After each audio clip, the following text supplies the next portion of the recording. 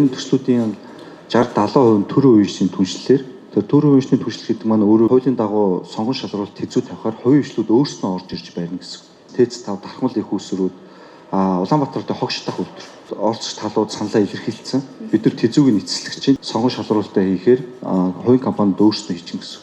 Тэр энэ дээр бол улсын төсөв ч юм уу зээл бонд авахгүй явж байгаа. Тэр манай 24 төслүүдийн нийт 60-70% төрийн үеийн түншлэлээр явж байгаа. Улсын төсвийн хөрөнгө оруулалттай байгаа ганцхан төсөл нь туулын урднаас 2.4 их найдын шинжилсэн төсөвтэй 33 км экспрессвей 6 агны зогсолтгүй байдаг энэ зам. Энэ жил бол наадмын өмнө гэрээг төлөвлөлт тавьж байгаа.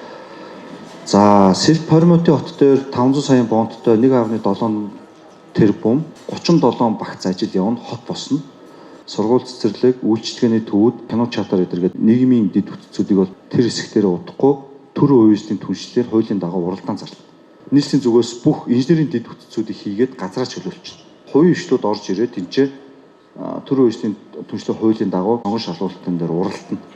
Бидэрт нөхцөлөө тавина. Тэр бол ингээ газраа чөлөөлөл дэд бүтцүүдээ ичгээр компаниуд орж ирээд тийм кино чатар байр, ийм үйлчлэгээний төв байр гэдэг хотын төвийн хэсгээр төлөвлөлтүүдийг хийцэн тэгээ балансыг хариулаад энэ ч ийм үйлчлэгээний төв ийм байна гэдэг 158 га дээр бид нар чинь бүгд хот төлөвлөлт хийсэн байж байгаа.